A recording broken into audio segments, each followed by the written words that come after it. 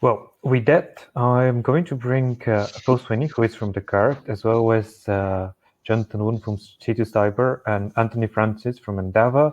And also in just a second, Eric from Sony and Eleanor Smith from Slave Free Alliance, who should be with us in just a moment. Yes. Welcome, everyone. I would like to start with Eleanor with this one. Eleanor, you were part of the Slave Free Alliance, and if you're looking from where you work into the supply chain, how do you understand sustainability? What is sustainability for you in the area? Sure, thanks, Nick, and thanks for the opportunity. So for me, reiterating really what Peter said, I've come from a similar corporate background, working in supply chains, in retail operations. And for me, it's about that sustainable, to be able to have a sustainable business, you need a sustainable workforce. And, linking that back to the transparency and the mapping piece, these really are tools, in terms of the social element, these are really tools that you can arm yourself with, not only for the carbon element, but also for the people element as well. Knowing where you're sourcing from and knowing the issues down your supply chain really, really does give you that level of maturity to be able to respond proportionately to any issues identified. So for me, really, it's about having that sustainable workforce within your business. And why it's important is well, we are respecting the environment and we want to respect the environment, but we also need to respect the people within it. So it's recognizing the people within our own operations, within our supply chains, and also the impact from where we're sourcing from across the globe. And Jonathan, you come from C2 Cyber and specifically looking into cybersecurity. How does this reflect to sustainability? Go ahead, Nick. So how would you say that this reflects into sustainability? So we started off certainly in cybersecurity and more vendor risk management. So trying to assess the risks in the supply chain for the public sector and the private sector. And that was as a result of some fairly major breaches in a couple of the intel agencies. And we've broadened that out recently because many of our customers have started to weave cybersecurity, the likelihood of breach, issues with data protection or similar into the G for ESG. And so they treat it all in there. Therefore, if somebody is going to put a large sum of money into a listed business, they want to know whether the value of their shareholding is going to go up or go down. One of the ways to make it go down quite quickly is to lose all your customers' data or all their credit card numbers or something similar. And that's the G. So that's where we started off. I've built a fairly respectable team here at C2. We had 2 more join yesterday in ESG specifically, but to bolster the environmental and the social. And in both of those lives pieces like modern slavery and how do you prevent boohoo from happening again in any organization. Back to Peter's slide earlier, it was a great presentation. Thank you for that, Peter. So one of the biggest challenges we've got, and I've come from an intelligence background, is where do you get decent data from and where do you get information from the data? So having an overwhelming amount of data doesn't actually convey any information. You've got to parse the data. You've got to pull out the golden nuggets that might be useful. And so we're applying an intelligence-led approach in C2 to ESG. And one of the things we found most recently is it's a real mess, isn't it? So people saying that they are ESG data providers are literally just aggregators of huge amounts of noise from the internet. That doesn't help you make good decisions, whether as an investor or as an organization trying to become more attractive for finance, or simply to be a better corporate citizen and employ cleaner approaches to supply chain. So we're trying to do that. It's not that easy, but we've got some good tools and some good people. And I also want to bring into conversation Paul from Descartes. First of all, do you agree that if you're looking out there, as Jonathan says, it looks a bit like a real mess? And why is it? Is it because it's just too expensive to work on it, or there is not enough social pressure? No, I think it varies a lot. Like I think the use of technology to try and help with sustainability is a natural sort of choice out there. If you think of sustainability, the opposite is being wasteful, being inefficient with the use of your resources, and so on. So what we've tried, do within Descartes is help organizations utilize their resources more efficiently, be more optimal in the use of their delivery of logistics. Last mile is a big area for us, and the growth of last mile home delivery is an area that so we spend a lot of time looking to help increase that sustainability. Some of the figures we did looked at last year, I think across the world globally, probably just over 600,000 sort of metric tons of CO2 being saved by our customers by using technology to achieve that.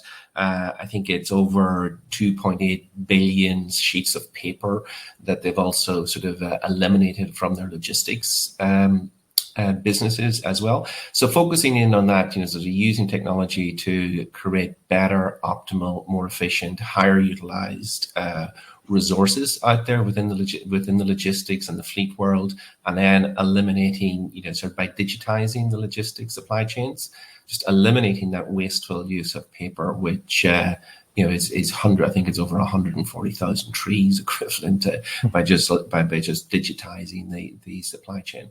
So I think there's definitely low-hanging fruit out there. It's about wanting to do it and making it a priority. But there's definitely advantages technology can give today in there. And Eric, one thing that I also asked Peter was, to change a bit the question is, which one do you think is the most unsustainable part of the supply chain at the moment?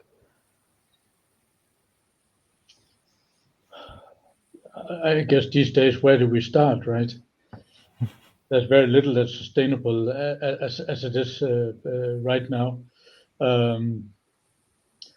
We are seeing a lot of wastage in packaging. I see companies like ourselves are addressing a lot with regards to how do we do smart packaging, how do we recycle. And I mentioned in my own presentation that we have an objective of about the plastic that goes into our devices, as well as the components inside, that we establish either using fully recycled plastic and or having a circular flow whereby we can control of the devices that are coming in and either recycle them or reuse those in our flows or in our componentry. We are, when you're then looking into the logistics, the actual transports, having a few hundred ships lying outside Shanghai is a problem, which is has its root causes. But if you're looking at the U.S. West Coast, where you have the similar situation, which is more a question of the terminals. One aspect, the terminals not running at full capacity is certainly not optimal. And then again, everything is then reinforced by containers cannot move up. There's not enough truck drivers. There's not enough chassis, and so on and so forth. So it's really a challenge what we're seeing now to deliver an optimal logistics chain from end to end. So again, it's just a question of where we prioritize. Each of us play our role with what we do. And I think that the current situation that we're seeing is it's going to be the perfect business case on how the bullwhip effect plays out. And for us, we are looking at 12 months plus lead time on certain components, and that's ultimately we'll see a correction at some point in time. And by doing so, that's very expensive, the way that we're all operating today. And Anthony, to you, one thing that Paul mentioned was the low-hanging fruit. Is this the way to go forward? Let's just do the easy bits first and then think about how to approach the hard things. Oh, just a second. You're muted. Sorry, that's a classic mistake. Paul was just saying about the paperwork that's involved with shipments, both on the inbound and on the reverse side. It's staggering the amount of paperwork that you file on a freight forwarder has to file today, and there's a lot of work being done on what they call the e-bill, which is the electronic bill of lading, which will digitalize a lot of that piece of the supply chain. But there's still a pouch goes with every shipment. It can have up to 25 different documents in there.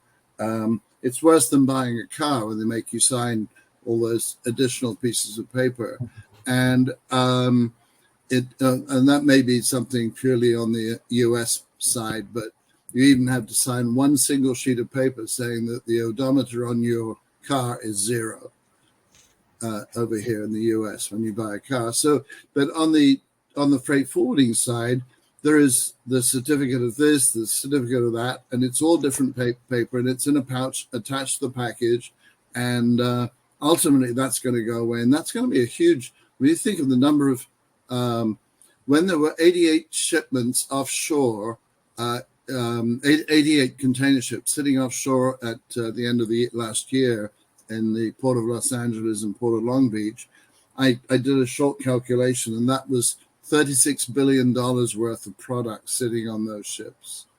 And it's, so you think of that, and then you think of the finance cost of that. And I can't remember who said it. I think, Eric, you said it earlier, the cost of them just turning circles offshore there for weeks is huge. So there's that's sort of low hanging fruit that you can eliminate immediately. And on the reverse side, it's pretty much similar because you're just turning a process the other way around on the way back. The more you can have people dropping off packages at a consolidation point, for instance, that's a great tool. Having on the forward side, a lot of so Amazon here, we have a series of stores in the States called Whole Foods, and they actually have, because they're now owned by Amazon, Amazon have got lockers, the electronic lockers in each of those stores. So they're putting people, they're not delivering to a person's house. They can actually go to the Whole Foods when they do their shopping and pick up a package there. That avoids the last mile. And, as we said earlier, the last and first mile are just horribly expensive. And I think on that point as well, I think in consolidation, that is sort of, we did a survey, a pan-European survey last year of consumers about sustainability, and I think it was 31% of consumers were willing to have consolidation of their their deliveries to home across a week so that they could be delivered in one go. And I think it was a similar number, 30%, that were prepared to have it consolidated with their neighbors' deliveries. So if they're delivering this area today, then put mine in with my neighbors and I'll have it delivered today. So there's definitely a acceptance of that out there in the consumer community. And just wanted to go back to Peter on something which we're talking about, the suppliers and going down the list of suppliers. How can you engage productively and efficiently with people? And you said, well, they just send a form there and you need to fill this form, and on this form the people will say, yes, we are doing the right thing. But in practice, does this mean that companies know what is happening? Yeah, I think there are a few different solutions competing out there, and I think where you have a number that are looking that they deploy a platform, and effectively the tier ones are asking the tier twos for information, tier twos for tier three. And that information is uploaded, but in our experience, and we've analysed this, the return rates are 20% at best.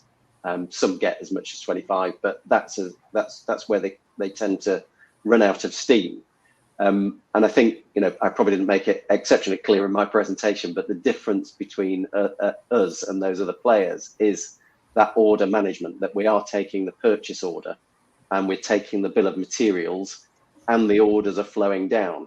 Now, what that does to a supplier is say, okay, this is the way I receive my orders. Now I've got a request from my customer for more information. If I don't give them this information, does that mean I don't get any more orders? Now, that might not be, it's a tacit threat, for want of a better word, but it gives a motivation to share that information. And what we find is return rates from the automatic chasing from the system get into the high 80% very quickly. And I mean, within 2 or 3 weeks of asking. And that leverage makes a huge difference. And so it's the classic thing of every person in the world, isn't it? It's the what's in it for me scenario. But I think what we've also worked on, and Danny and the team are brilliant at this, is just making the system simple, really easy to use, and if you're uploading a document, it's 3 or 4 clicks. It's not, 20 minutes of hard graft to get that information uploaded. So you've just got to get and we're getting slicker at that all the time. But I think the other important point, that going back to what Anthony was talking about in terms of consolidation, there's consolidation and cooperation and collaboration that can happen all over the industries, all over supply chains. And the thing that we need is really good systems to get people working together. And we're doing our little bit in that with getting retailers gathered together so that they can start even jointly consolidating bits of the supply chain. One example that is quite interesting is, it takes 10,000 litres of water to make 1 pair of jeans through a normal process. There are processes out there that use no water to dye a pair of jeans, and to do those kind of things. The problem is that those industries are not at scale yet. But if we can collaborate dozens of big retailers to say, look, that's the way we want our jeans and denim creating and manufacturing, then those players can take that scale and start to invest, and that will happen quicker. So I think we need to start working together more and more, and get away from this element of that competitive pressure. And this feeds into directly to people, Eleanor. So do you feel that companies, as Peter spoke in his presentation, supply chain managers are not bad people. They want to do the right thing, but they just don't know where to start, even trying to find it? Yeah, it's a great question. In my experience, in both retail environment, I mean, it's a very loaded question, but I'll have a go. In retail environment, and also in the NGO space as well, is that people don't want to be non-compliant because they're choosing to be complicit. They're non-compliant because they don't know how to be compliant. A lot of these standards are across businesses are very voluntary, and it's very driven on that reputational damage piece. So it's really interesting when you see guidance out there that is completely ambiguous, and you're expecting suppliers to maintain that. You're also expecting the suppliers to adhere to stipulations that potentially the UK Modern Slavery Act, they may not be in scope of it, they may not understand it, it's not very clear in terms of actually what they do.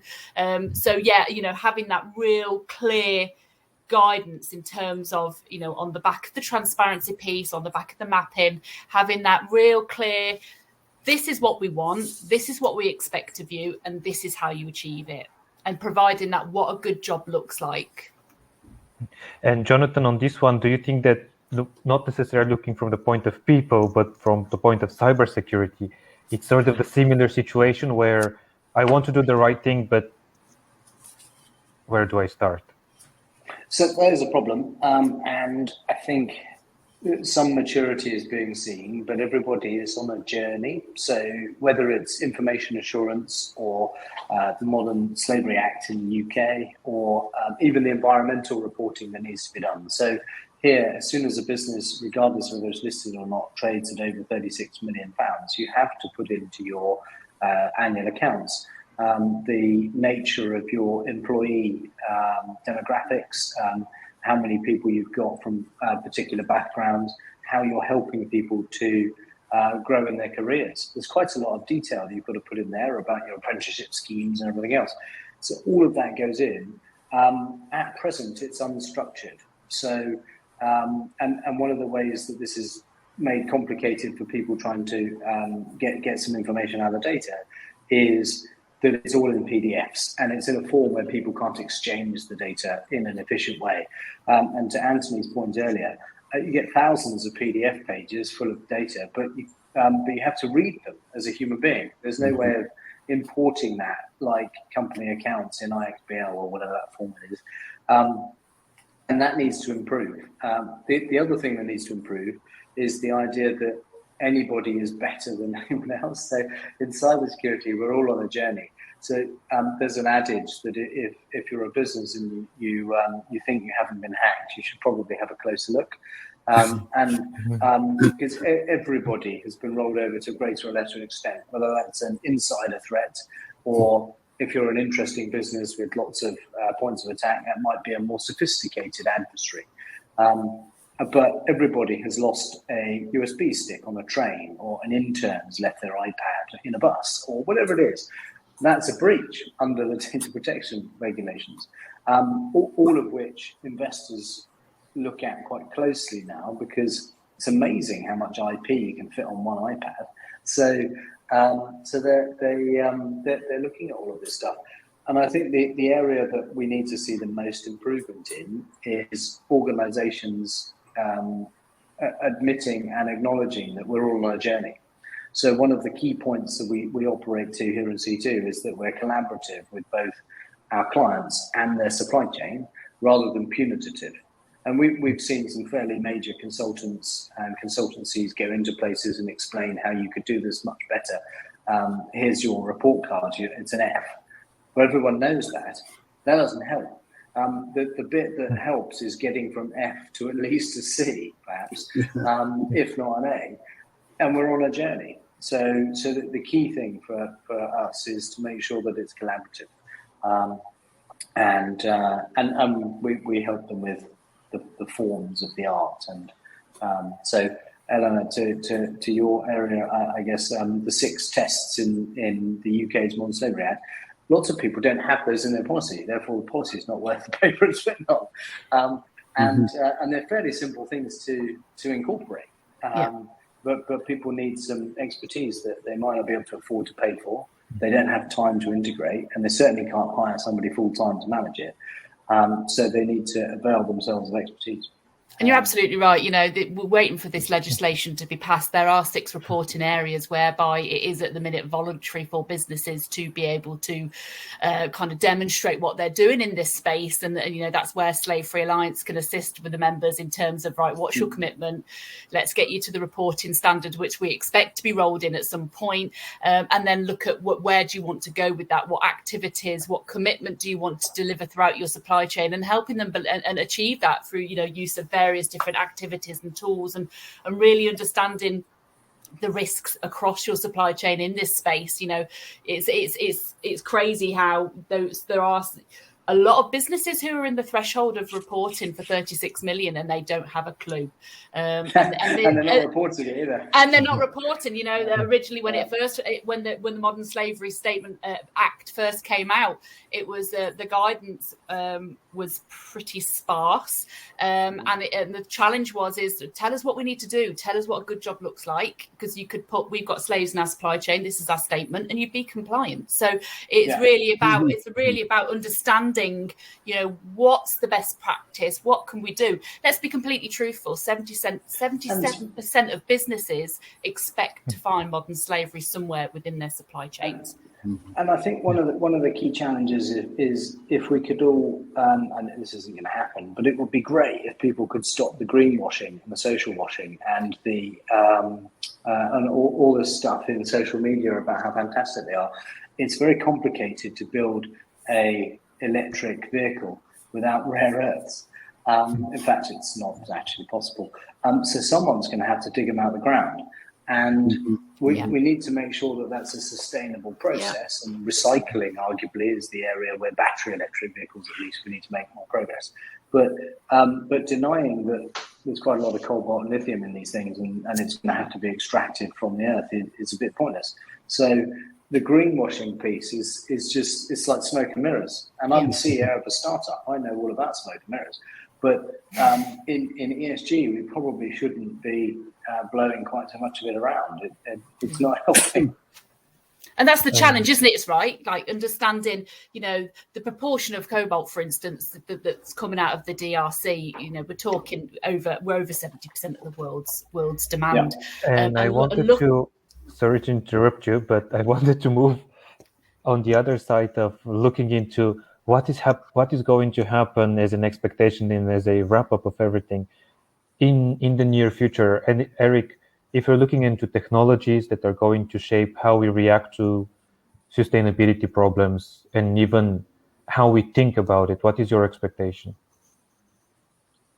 I was talking about in my presentation the move of getting a much greater granularity in our understanding of what is happening and being able to act on that. I think that's the key thing.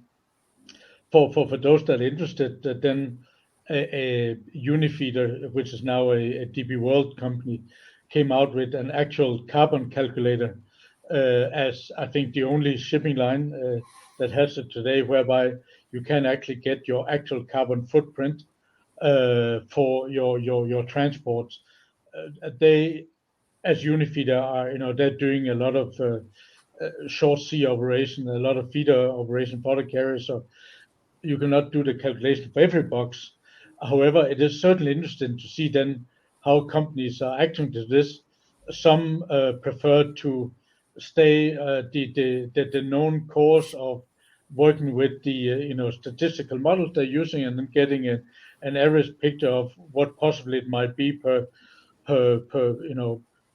cargo ton mile or whichever metric they're using. And others take up the challenge and say, okay, now we know what we can do, and that means can we plan around what you call a dense shipping period and so on and so forth to improve the overall footprint, right? So it's very much a mindset change that we're looking for, right? A lot of people would be pushing back and be scared about actually seeing what is happening and then coming out from the darks of that. Then we'll start to see people acting on it in a constructive way. The other aspect, I do believe that we'll see a lot more with AI and machine learning, is that we will see a lot more predictive tools coming along, whether it's in the context of what I described or predictability in terms of your planning. You had Gatehouse on earlier in the program, and we have started working with Gatehouse to cover sort of a missing link in what we can show in terms of our visibility, what's happening out on the ocean when we lose connectivity with our normal devices, right? And that means that we can start working with their ETA prediction algorithm together with our ETA prediction algorithms. So we are, combining what we know and what we see based on the modes of transport. We have good insight into together with what they have, right? And that means that ultimately you can have a more tighter planning with the or more correct planning with the positive outcomes of that. And Paul, as a summary, where do you think we will be in a year's time, or maybe even more longer? Look, well, I think in summary, I would say that there's, what we're seeing from the research that we've carried out across consumers in Europe, there's a growing sort of focus on, for instance, home deliveries. I think it's 71% of consumers consider the environmental impact of their home delivery. If you look at the 18 to 24-year-olds, that rises to 86%. So there's a growing sort of pressure going to come on to retailers and the logistics business that serve those retailers to really start addressing sort of the eco impact and sustainability that they have there. So things like sort of giving consumers the option to opt into an eco delivery, be that consolidated across a week, consolidated in my neighborhood, whatever it may be. I want to opt into an eco delivery. Those are there now. There are people out there that are doing that today. Clients in UK and across Europe, and then the picture that of Long Beach and the containers, ships coming into Long Beach, on a different scale. You have that at pretty much every distribution center across Europe today. You have trucks, idling, waiting to get to the dock door. Again, deploying today in the UK to two of the major grocers in the UK. Solutions enable them to address that issue, to make sure that they minimize that sort of wait time and idling to get onto a dock door. So there are solutions there today, and I would agree with Eric that artificial intelligence and AI techniques coming in to maximize the efficiency of these solutions will move it rapidly over the next 3 to 5 years. But today, there's nothing except complacency that stops organizations taking action on how to optimize their resources and be more sustainable. And finally, Peter, are you optimistic about what is to come then in the sustainability area? Yes, I think in terms of certainly what we're seeing in our business, and I'm seeing across a number of businesses, is a desire and an impetus and a passion for being more sustainable, more ethical in procurement. And and that's now the conversation. I think we discussed this before, Nick, that the conversations we have are not with sustainability managers and people of that level within organizations. I'm often talked to by CEOs of large retailers, large brands here, because it is a board level issue, and it's the kind of thing that keeps them awake at night these days. And I think with that kind of impetus from that level moving through organizations, yes, we can be confident that things are going to get better. Absolutely. And Anthony, how about your expectations? Well, I think obviously more and more returns are going to happen, so consolidation is going to be a big one. The ability to digitalize the process is going to be key. I don't think we can predict the amount of returns. It's very difficult because it depends on the consumer behavior of how they do things. But certainly and I think in the US particularly, people are going to get dragged to the table screaming probably before we have a bigger impact as you're having over in Europe. And Eleanor, do you agree that it is in the UK specifically, if you're looking at the UK market now, that people have already woken up and it really is having a true impact on what is happening?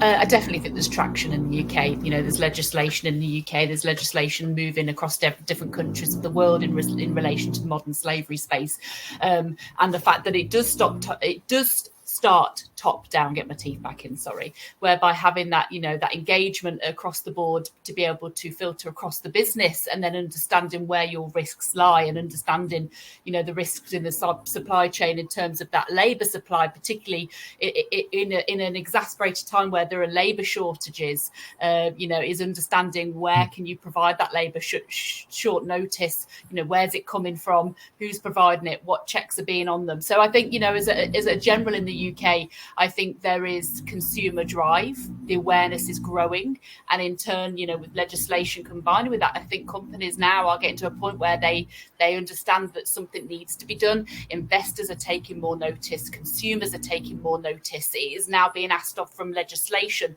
So there is definite traction being gained in the UK, yeah. And just before we finish, to the final one to Jonathan, which a lot of people on the panel and today we were talking about digital and digital supply chain and how things will go digital. Are we ready from a cybersecurity point of view for this?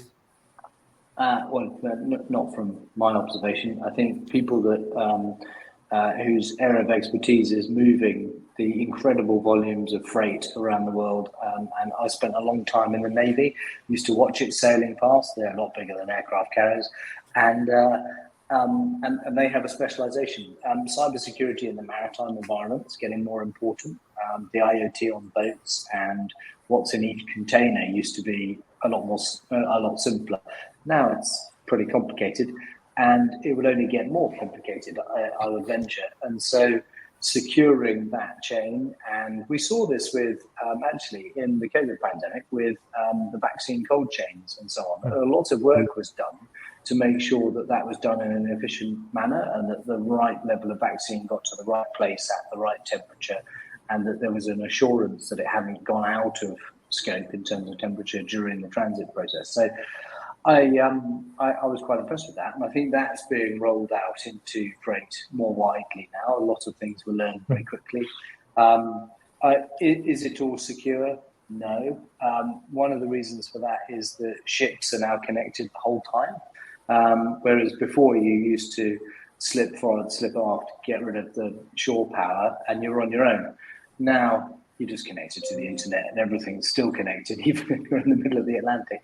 So has the security model caught up? Is there somebody on each ship who is the equivalent of a floating CISO? I would venture not yet at this point. And are the ships considered part of the cyber environment of the person that owns the ship? After what happened to Maersk, I think Maersk is ahead of the game in that. I think that as a shipping organization, they not pettier, disabled their operations. They didn't know what was on each ship, where the ships were, and what was in each container. They lost everything, right? They were using WhatsApp to talk to the captains of their vessels. So I think they're ahead of the game now. And they're sharing some of that. There's quite a lot of sharing going on from the companies that have the resources to design secure things with their smaller industry colleagues, and that's great to see. But they're not secure, and I think taking precautions is important. So the amount of companies we bump into where they haven't got two-factor authentication turned on their email or whatever it is, so they log in with a simple password and no challenge, no 6-digit code and all that stuff. These are basics, and they apply to everything. And I think even just doing the basics would make quite a big difference. This isn't about spending millions of pounds on some managed SOC SIEM service. You don't need to do, well, some people need to do that, correct myself. But the basics are often missed. So I think to get secure, we need to focus on those actually. Well, thank you very much for everyone and everyone watching. You can learn more about the different topics if you subscribe to our YouTube channel. A lot of video interviews with the majority of the people that you see now, and also some of them that were part of the event earlier today. Thank you, everyone, and enjoy the rest of your week. Thank you. Thank you. Take care. Thank you. Thanks, guys. Bye-bye. Bye-bye.